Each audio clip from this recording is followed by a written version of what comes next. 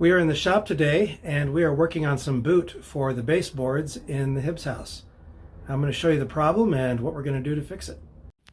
So here we are in the front room and everything looks good at first glance, but if you look a little closer, you will see that there are some issues with the baseboards here.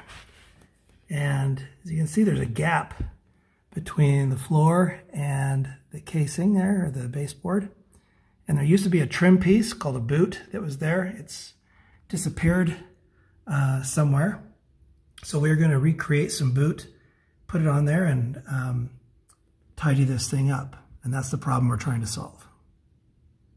So we got started cutting the boot out of a 2x8 Douglas fir again. The pieces that we cut are a little too thick, and so we're going to try to plane those down. We got started cutting down sticks to create the boot. Here's an example of the profile. As you can see, slightly wider on the bottom than the top, just has a slight taper to it. Trying to plane this piece though with this taper won't work because the planer just cuts in flat lines, doesn't do tapers. So what I've done here is we have paired the sticks up together. So these pieces of wood are sister pieces. They were cut from each other. But rather than taping them, we got double-sided tape here, and we're going to tape them together so we can put them through the planer and they will do a flat plane. But we don't want to plane the back side that will be against the wall. We want to plane the side that will be seen.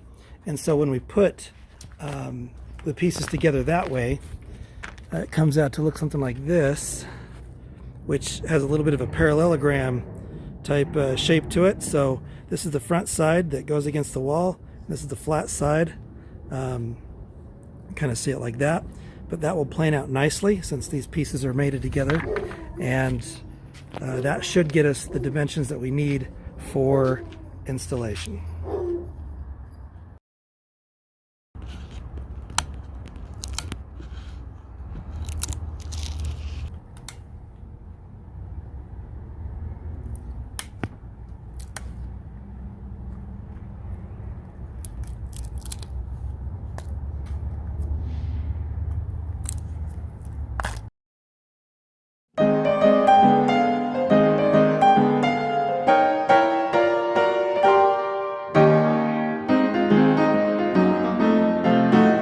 So our planing is done and this looks a lot better. So we just finished putting shellac on these, and we're going to rip down the bottoms a little bit so that they fit better. And after that is done, we will put the final coat of shellac on and then put them on the wall.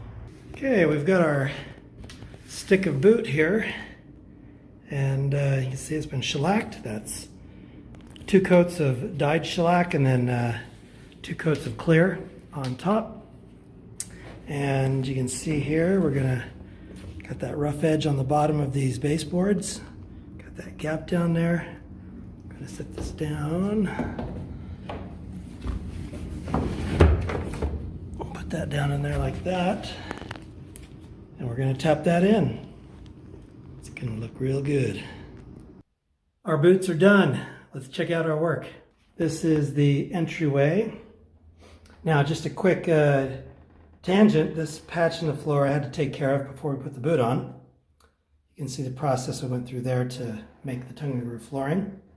That's 7 coats of amber shellac with polyurethane on top to try to get that to match the rest of the floor. Since the wood is new, it doesn't quite match, but it will over time, like 100 years. But here's our boot. Got to do a little touch up on the end there.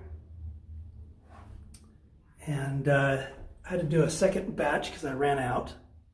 The second batch we were able to make a lot more, a lot faster.